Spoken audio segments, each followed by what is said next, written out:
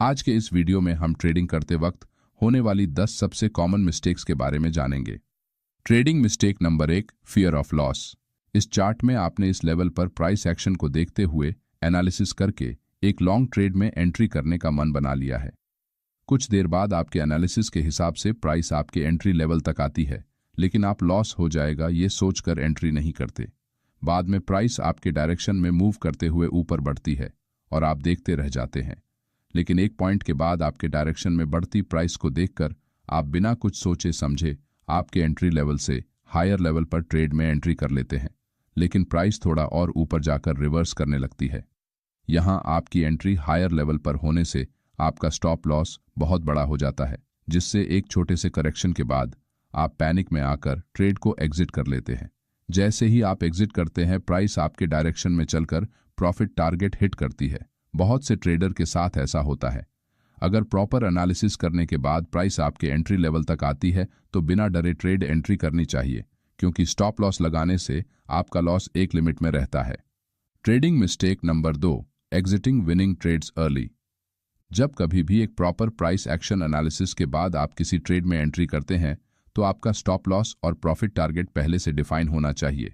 जब तक दोनों में से कोई एक हिट नहीं होता, आपको ट्रेड से एग्जिट नहीं करना है। कुछ नए ट्रेडर लॉस में चल रहे ट्रेड को बिना स्टॉप लॉस लगाते हुए बहुत देर तक होल्ड करते हैं, लेकिन जैसे ही उनका कोई ट्रेड थोड़े से प्रॉफिट में आता है, वैसे ही बिना किसी रिस्क टू रिवॉर्ड रेशियो का पालन किए उस छोटे से प्रॉफिट को बुक कर लेते हैं, जिससे उनका रिस्क मैनेजमेंट पूरी तरह फेल हो जाता है। जब तक किसी ट्रेड में एंट्री करने के बाद 1:2 का रिस्क टू रिवॉर्ड नहीं मिलता, तब तक आपको पूरी क्वांटिटी से एग्जिट नहीं करना चाहिए। ऐसा करने के बजाय आप ट्रेलिंग स्टॉप लॉस का इस्तेमाल करके पार्शियल प्रॉफिट बुकिंग कर सकते हैं। Trading mistake number 3, trade in OTM options. ये बैंक निफ्टी की वीकली ऑप्शन चेन है। अभी बैंक निफ्टी 45,200 पर ट्रेड कर रहा है। यहाँ कॉल ऑप्शन के एटीएम स्ट्राइक का प्रीमियम 383 है, जिससे बैंक निफ्टी के एक लॉट को बाय करने के लिए आपको 5,745 रुपीज देने पड़ेंगे। वही इस ऑप्शन का डेल्टा अभी 0.50 है। इसका मतलब अगर मार्केट यहां से 400 पॉइंट ऊपर बढ़ता है तो इस कॉल ऑप्शन का प्रीमियम 200 पॉइंट बढ़ेगा। लेकिन अगर आप बैंक निफ्टी के 45,600 के ओटीएम कॉल ऑप्शन को बाय करते हैं तो एक लॉट के लिए आपको सिर्फ 3,090 रुपीज देने पड़ेंगे। लेकिन इस ऑप्शन का डेल्टा 0.34 होने के कारण इस ऑप्शन का प्रीमियम सिर्फ 136 पॉइंट ही बढ़ेगा। और ओटीएम ऑप्शन में थीटा डिके बहुत जल्दी होने से अगर मार्केट आपकी एंट्री के बाद साइडवेज हो जाता है तो आपके ऑप्शन का प्रीमियम ज्यादा तेजी से कम होने से आपको लॉस लेना पड़ेगा। इसीलिए कभी भी ओटीएम ऑप्शन में ट्रेड नहीं करना चाहिए। Trading mistake number 4, improper SL management. यहां मार्केट एक बेस बनाता है और कुछ देर बाद प्राइस उसे डाउन साइड की तरफ ब्रेक करके नीचे जाती है। ज्यादातर न्यू ट्रेडर इस ब्रेकडाउन कैंडल के नीचे अपना स्टॉप लॉस लगाकर ट्रेड में एंट्री करते हैं, लेकिन नेक्स्ट कैंडल एक लॉन्ग विक बनाकर उनका स्टॉप लॉस हिट कर देती है। प्राइस नीचे से सपोर्ट लेकर फिर से ऊपर आती है, जिससे यहाँ एक लॉन्ग ट्रेड एंट्री सेटअप बनता है और आप इस ब्रेकआउट कैंडल के नीचे अपना स्टॉप लॉस लगाकर जैसे ही लॉन्ग ट्रेड में एंट्री करते हैं, वैसे ही नेक्स्ट कैंडल एक लॉन्ग विक बनाते हुए नीचे जाती है और आपका स्टॉप लॉस हिट करते हुए आपको ट्रेड से बाहर करती है और फिर से आपके ट्रेड के डायरेक्शन में ऊपर बढ़ जाती है। इसीलिए जब भी आप किसी ट्रेड में एंट्री करते हैं तो आपका स्टॉप लॉस एक वैलिड लेवल पर होना चाहिए, जिससे आप स्टॉप लॉस हंटिंग से बचे रहेंगे। Trading mistake number 5, over position size. एक इंट्राडे ट्रेडर है जिसके पास 1 लाख का कैपिटल है।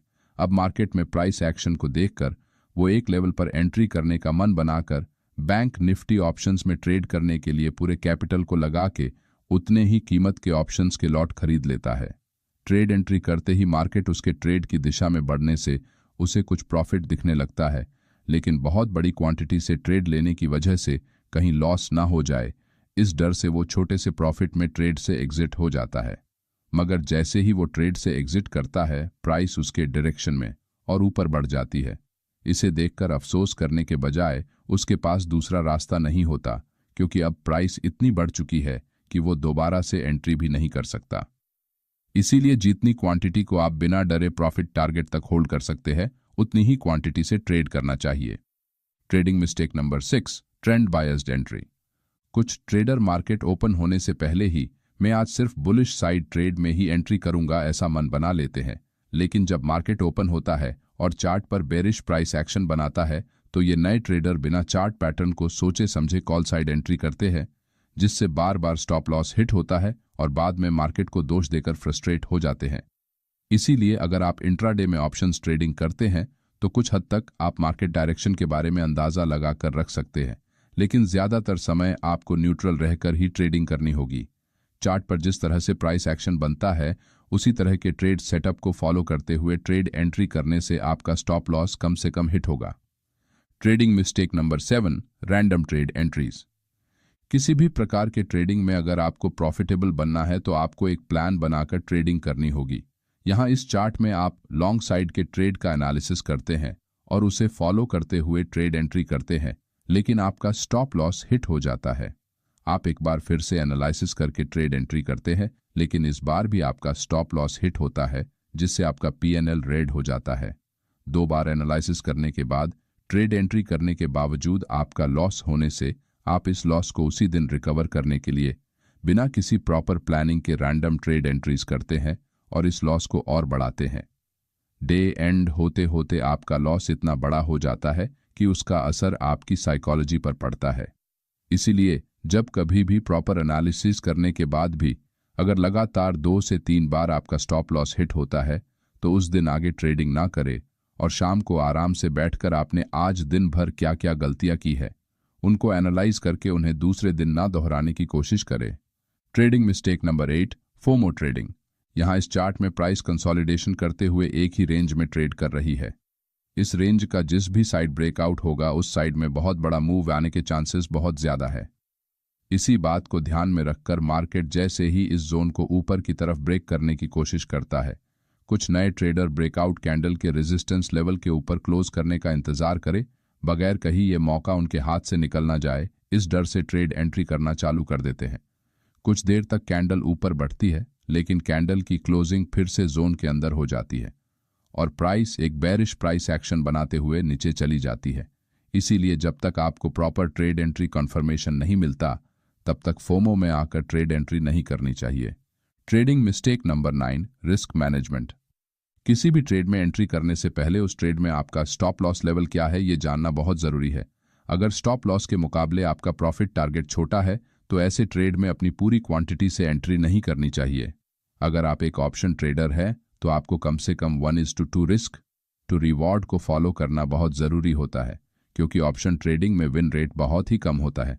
1:2 रिस्क टू रिवॉर्ड से ट्रेडिंग करते हुए आपके 10 में से अगर 3 से 4 ट्रेड में भी आपका प्रॉफिट टारगेट हिट हुआ तो आप एक प्रॉफिटेबल ट्रेडर बन सकते हैं।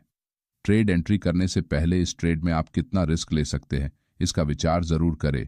अगर ये ट्रेड एंट्री आपके रिस्क मैनेजमेंट को फॉलो करती है तो ही ट्रेड में एंट्री करें, नहीं तो वेट करना ही समझदारी होती है। Trading mistake number 10, over trading. बहुत से न्यू ट्रेडर मार्केट ओपनिंग के फर्स्ट आवर में हाई वॉलेटिलिटी होने की वजह से प्रॉफिट में होते हैं, जिससे उनका कॉन्फिडेंस लेवल हाई होता है। लेकिन जैसे ही मार्केट अपने सेकंड हाफ में आता है वैसे ही ओवर कॉन्फिडेंस की वजह से प्राइस एक्शन एनालिसिस के बगैर रैंडम ट्रेड लेते हैं और लॉस करवा लेते हैं। इस लॉस को रिकवर करने के चक्कर में चार्ट पर प्रॉपर सेटअप नहीं बनता, फिर भी ट्रेड एंट्री करके उस लॉस को और बड़ा करते हैं। इस लॉस से कुछ ट्रेडर डिप्रेस